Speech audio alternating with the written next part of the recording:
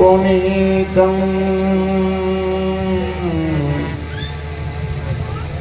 युगे युगे स्वामी हरन्त दुःख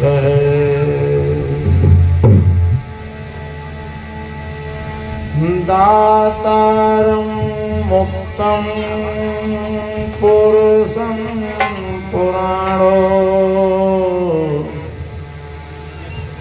चरणारविन्दं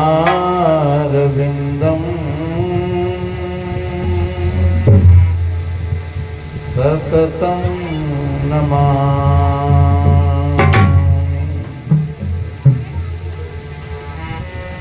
तिष्ठते ज्ञान रूपेण नर रूपं कबीर भव वासना जाल सर्वत्र कृपा दृष्टि विनश्यते तम कबीरं गुरुं वन्दे ज्ञानेनाधिकं भवेत्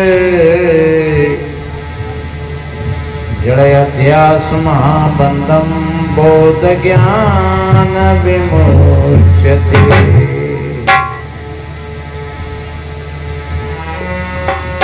गुरु सुवर्ण के पद कमल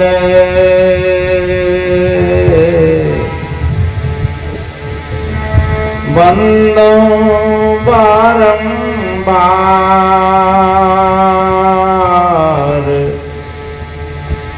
जिन्हें बतलायो भेद सब पर खायो पग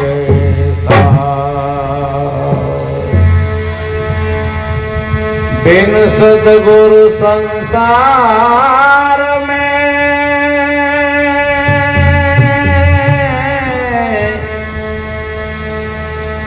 सुख नहीं पावे कोई अमृत सुख जब ही मिले सद्गुरु कृपा अमृत सुख जब ही मिले सद्गुरु कृपा हो। विश्ववंदनी संत सम्राट सद्गुरु कबीर साहब मुद्दबंगल में श्रद्धेय संत समाज सभी धर्म प्रेमी सज्जन शक्ति स्वरूपाएं माताएं और बहन वसुंधरा की गोद में खेलने वाले नन्हे मुन्ने प्यारे प्यारे बच्चे एवं बच्चियां सभी को वंदन अभिनंदन साहिब बंदगी करते हुए थोड़ा निवेदन करें। ये बड़े ही हर्ष की बात है भक्त संतोष जी और उनके घर से उनकी देवी कंचना देवी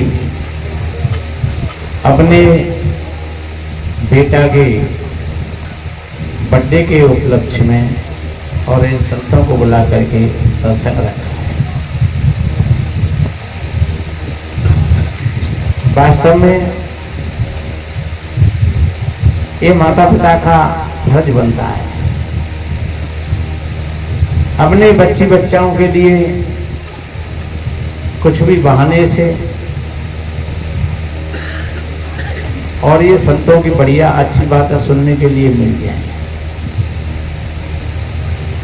और विशेष हाथ मातृ शक्ति का ही होता है, माँ का ही होता है। हमारे जो महापुरुष हुए चाहे कबीर चाहे बुद्ध महावीर चाहे बाबा साहब के माता पिता भी कबीरपंथी थे,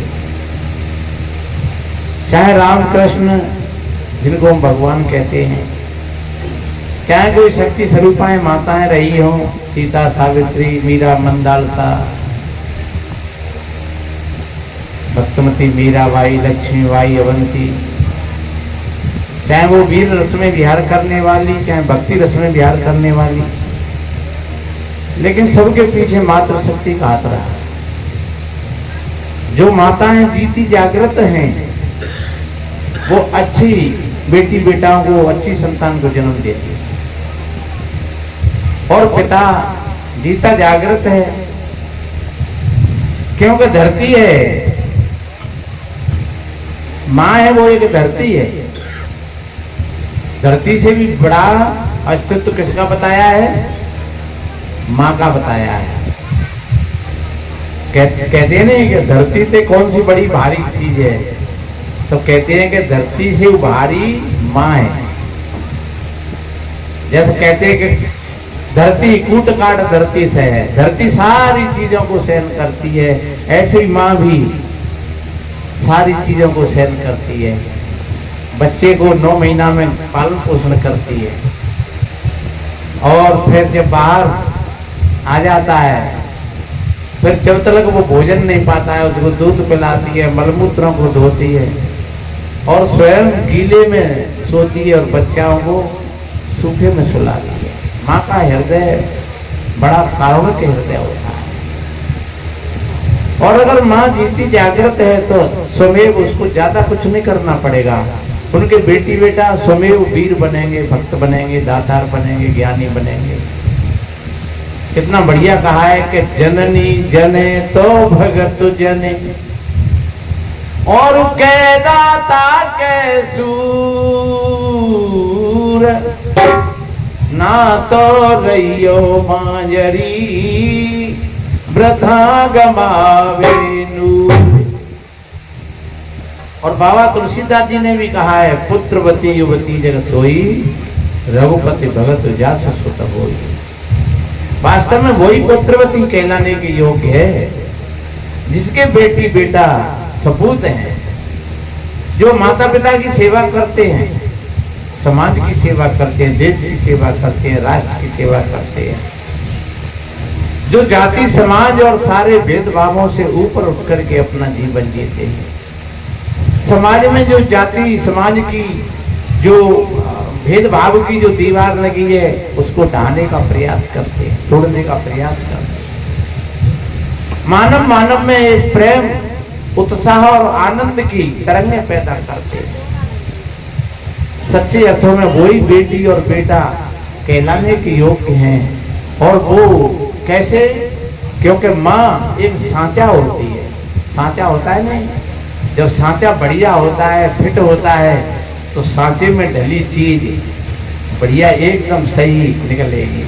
जो अच्छे सांचे की ईंट होगी वो एकदम सीधी होगी, बिल्कुल वजन में बराबर होगी। और जो सांचे टेढ़ो मेढ़ो ढीलो मीलो हो तो फिर ईंट भी तो टेढ़ी मेढ़ी हो जाएगी, ढीली मिली हो जाएगी। तो माँ एक सांचा है। माता मंदार शाह ने अपने 6 बेटाओं को माताओं बना दिया, और जब बच्चा रोता तो माँ कहती, शुद्धो असी बुद्धो असी, निरंजनो निर्विकारो असी, संसार माया परवतो असी। ये बेटा तुम शुद्ध हो, तुम बुद्ध हो, तुम साक्षात परमात्म स्वरूप हो। ये रोना तुम्हारा धर्म नहीं है। और आखिरी में कितना बढ़िया सूक्त है, संसार माया परवर्जितो असी। बेटा ये संसार की चीजें ये त्यागने के योग, इन पर लड़ना मत, भिड़ना मत। आज घर घर में, दौरानी जेठानी में, सास बहू में छोटी छोटी बातों पर, तेरा लड़का मेरी चम्मच को ले गया, तेरी छोरी मेरे गिलास को ले गई, तूने मेरी थाली को दबका दिया था, चम्मच कै रुपया की? 5 रुपया की। गिलास कै रुपया को? 10 रुपया को। थाली कै रुपया की? 50 रुपया की। और उन्हीं के पीछे और घर में एक दीवार खड़ी कर गई। जो कभी एक भाई के बिना भाई रह नहीं सकता था, अकेला भोजन नहीं पाता था, और आज भाई भाई के बीच में वो एक ऐसी दीवार लगा करके खड़ी कर दी कि अब भाई भाई का मुख देखना नहीं चाहता है। क्यों? और वो माँ कैसी होगी जो कहती है संसार माया परवर्जित हो ऐसी। बेटा ये संसार की चीजें त्यागने के योग्य होती हैं। न कुछ कोई लेकर के आया और न कोई लेकर के जाए। सब्जी हमें यहाँ बीची बीच होंगी और यहीं पर सारी की सारी छूट जाएगी। फिर इन चीजों के पीछे क्या लड़ना, क्या करना। अरे जेठ को लड़का है तो तेरो ही है, देवर को बच्चा है तो तेरो ही बच्चा है, और बाई चांस पड़ोसी को बच्चा अगर ऐसा बढ़ जाए तो वो तेरो ही बच्चा है। क्योंकि पता नहीं है जीवन का, भरोसा नहीं है, जाने कौन से मोड़ पर गाड़ी कहाँ पहुंच जाए। कभी ऐसा वक्त आ जाए कोई कि शायद तुमको पड़ोसी का ही बेटा एक लोटा पानी पिलाए, तुम्हारा बेटा उस समय पर मिले ही नहीं तुमको, पड़ोसी का बेटा ही आकर के तुमको संभाला। ये जीवन का कोई भरोसा नहीं। इसलिए मेरे बहन भाइयों, वो माँ जिसने अपने 6 बेटाओं को महात्मा बना दिया, धन्य है। उसने कहा है, एक छंद आता है, प्रण की न दृढ़ मंधाल सा, मम गर्भ में जो आएगा, निश्चय करूंगी मुक्त, फिर नहीं जन्म दूजा पाएगा। भव से निकाले पुत्र को, फिर दूसरा नहीं जन्म हो, निज पुत्र के कल्याण हित में मात हो तो ऐसी हो। पुत्र गोपी चंद ले ले, योग माता ने कहा। कितना बढ़िया, वो गोपी चंद की माँ जिसने अपने बेटा को कहा, बेटा ये सब कुछ तेरे साथ नहीं जाएगा, और ये जीवन की अमरता का बोध संतों से होता है, और तू संतों की शरण में चला जा। तो बताते हैं गोपी चंद एक बड़े राज और ताज को त्याग करके और संत श्री गोरखनाथ महाराज जी के सानिध्य में चला गया। तो सज्जनों, वास्तव में हम नहीं कहते हैं कि आप चले जाना, लेकिन ये ध्यान रखना, त्याग कोई दिखावे का नहीं होता है, त्याग की भावना एक भीतर की भावना होती है। आप हर वक्त दूसरों के लिए खिलाने के लिए तैयार बैठे हो, आप दूसरों को देने के लिए तैयार बैठे हो, तो समझ लो आपका भाव त्याग का भाव है। आओ भैया, बैठो भैया, आपने बहुत दिया, सम्मान दिया, दूसरे को बहुत कुछ दे दिया। आपने एक जल का लोटा दिया, पानी का भर के, लो भैया पानी पियो, आपने बहुत कुछ दे दिया। आओ भैया, अभी भोजन बनाएंगे, भोजन पा लेना भैया, और आप ठीक हो नहीं तो अभी तक आपका कुछ नहीं लगाए और आपने कितने दे दिया। आपने सम्मान दिया, आपने अच्छी वाणी से उनका सत्कार किया, आपने एक लोटा जल का भर के दे दिया, आपने आसन दे दिया, और वो व्यक्ति का हृदय गदगद हो गया। अभी आपके पैसा तो नहीं लगे, इतना सम्मान हो गया, अभी आपके पैसे नहीं लगे हैं, और वो व्यक्ति अगर इतने पर भी चला गया तब वो कहेगा धन्य भैया बा घर में वो बहू बेटी या आदमी या बच्चा वो कैसे थे, देखो आते ही आते और कितना सम्मान किया, कितना स्वागत किया। तो आपके भीतर की त्याग की भावना थी। आओ भैया चाय पी लो, आओ भैया भोजन पा लो, आओ भैया किसी के सामने परिस्थिति है और तुम्हारे पास में कोई चीज है मौके पर, तुम तुरंत तुमने हाथ बढ़ा दिया देने के लिए, तो आप त्यागी हो। त्याग उसको नहीं कहते हैं कि कोई चप्पल और जूता को त्याग दे, कोई नंगे पांवों से घूमे, वो तुम्हारी हटता हो सकती है। त्याग उसको नहीं कहते हैं कि तुमने भोजन को त्याग दिया, त्याग उसको कहते हैं जो भूख तो लग रही है लेकिन अभी भोजन में 2 घंटे की देर है, तो फिर भी आपके चित्त पर कोई मलिनता नहीं है, आप बड़े सहज भाव में बैठे हुए हो और भड़बड़ाहट नहीं है कोई बिल्कुल, तो समझ लो आपकी तपस्या बढ़ गई। आप थोड़ी सी प्यास में बड़बड़ा गए, थोड़ी सी भूख में बड़बड़ा गए, थोड़े से किसी ने 2 शब्द बोल दिए, उसमें अपने को अपमानित मान लिया, तो समझ लो आपके पास में त्याग नहीं है, आपके पास में कोई विवेक नहीं है। तो मैं बोल रहा था कि माता मंदार ने अपने 6 बेटाओं को और महात्मा बना दिया। धन्य उस मातृ शक्ति के लिए। कई लोग कहते हैं जब बहू और बेटा जब परेशान करते हैं बुजुर्गों को, तो वो कहते हैं भैया कल जो आएगा है, अब आज कल नाकू कहोगी सुनते ही बहू बेटा, पर कैसे सुनेंगे बहू बेटा तुम्हारी? तुमने बहू बेटन की सुनी का पहले? तुमने बेटा की सुनी? तुम बेटा की सुनते पहले से, तो फिर बेटा आज तुम्हारी भी सुन ले। एक लड़का को डॉक्टर बना दिया और वो विदेश पहुंच गया। अब माता पिता एक लोटा पानी में तरस रहे हैं। क्या हुआ? सज्जनों, शिक्षा तो दे दी लेकिन संस्कार नहीं दिए। आपने अपनी बेटी को बहुत पढ़ाया, बहुत शिक्षा दी, लेकिन संस्कार नहीं। तो विशेष शक्ति है संस्कारों में। शिक्षा और संस्कार जब दोनों ही, एक पक्षी के जब दोनों पंख मजबूत होते हैं तो वो आकाश की खुली यात्रा करता है। और एक पंखवा को टूट हुए तो कैसे उड़ेगा वो? जब हमारे दोनों पैर मजबूत हैं तो हम दौड़ में बाजी मारेंगे, और एक पैर अगर कमजोर है तो। इसलिए शिक्षा अनिवार्य है मेरे भाई बहनों, पर शिक्षा के साथ साथ संस्कार भी होना चाहिए। शिक्षा गिरने नहीं देती है और संस्कार टूटने नहीं देता है। इसलिए हमें शिक्षा के साथ साथ और संस्कार। तो ये बर्थडे जो मना रहे हैं, जो बर्थडे की बात है, तो बर्थडे ये केवल एक घंटे का ही नहीं है, ये पूरा माँ का समर्पण।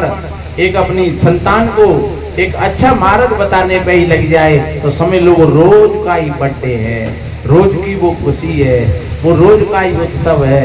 और एक दिन बर्थडे मनाओ और फिर बच्ची बच्चाओं की तरफ ध्यान मत दो, तो फिर इस बर्थडे का ज्यादा कोई महत्व नहीं रहेगा। एक भजन सुनाए थे समय थोड़ो ये, एक माँ ने अपने बेटा को किस तरीका से वो माँ समझा रही। 6 महीना का बच्चा था। वैसे ये हमारे भजन वीडियो पर पड़े हैं, और आप कभी फुर्सत में हो तो फिर अपने मोबाइल को खोल करके और सुनो। तो बहुत हजारों सैकड़ों भजन है। तो जब फुर्सत में हो, ऐसा नहीं कि तुम तो रसोई, तुम तो झाड़ू लगा रहे और मोबाइल बज रहे हैं, ऐसे नहीं। वो तो मोबाइल की बैटरी वैसे खराब हो रही है और तुम कछु अंतर लगी हो, तुम्हारा चित्त कहीं अंत है। और सारे काम से निवृत्त हो जाओ और फिर बैठो तो 20 मिनट 30 मिनट आधा घंटा फिर ध्यान से सुनो, एक एक शब्द को सुनो।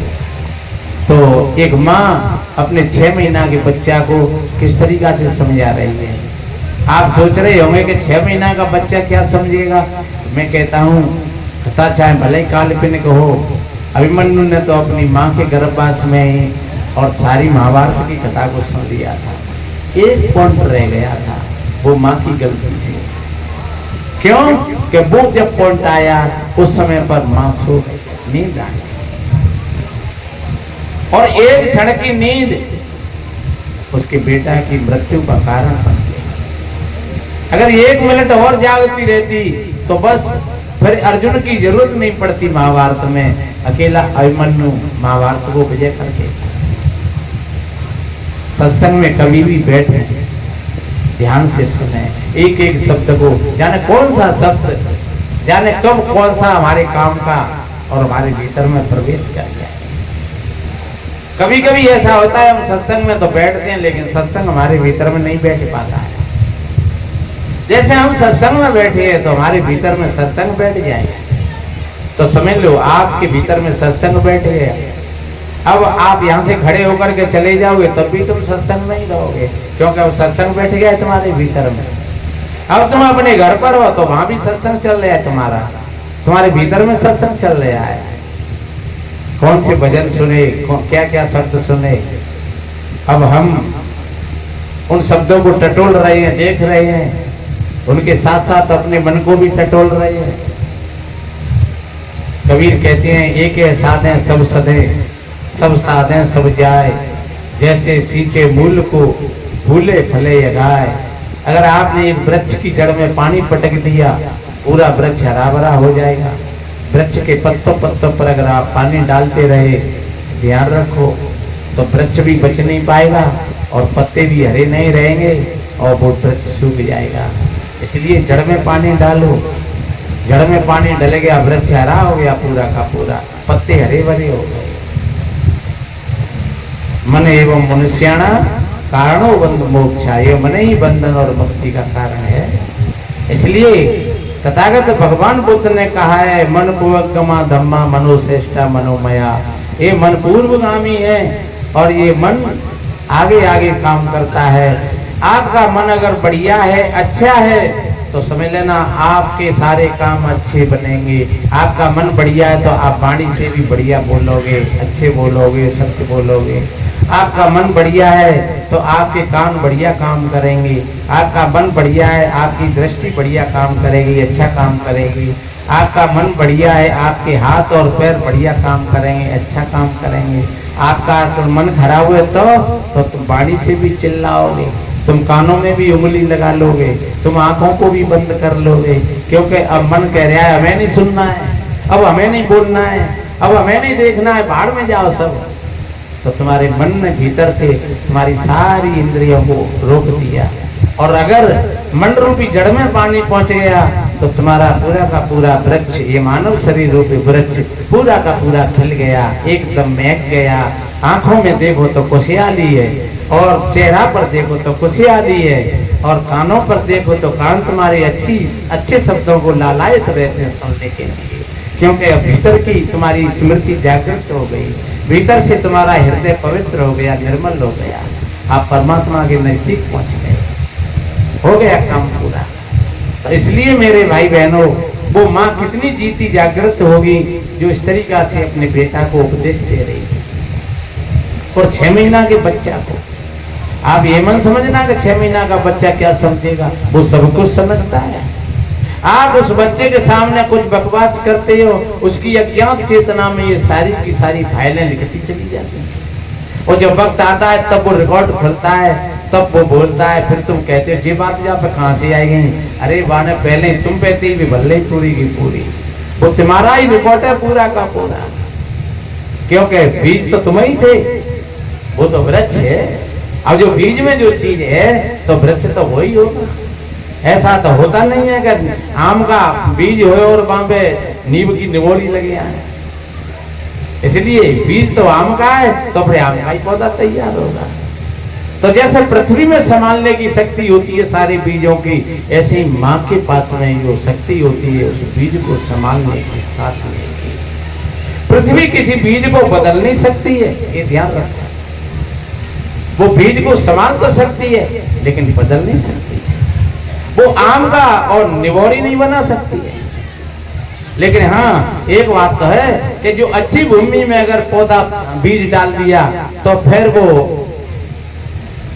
कमजोर बीज हो, वो उस बीज को भी बलवान बना देगी, उस पेड़ को बलवान बना देगी। और अगर भूमि कमजोर है और अगर बीज अच्छा डाला है तो ये ध्यान रखो वो बीज भी कमजोर, भले ही सबल बीज था लेकिन अच्छी भूमि नहीं मिली उसको तो वो कमजोर हो जाएगा।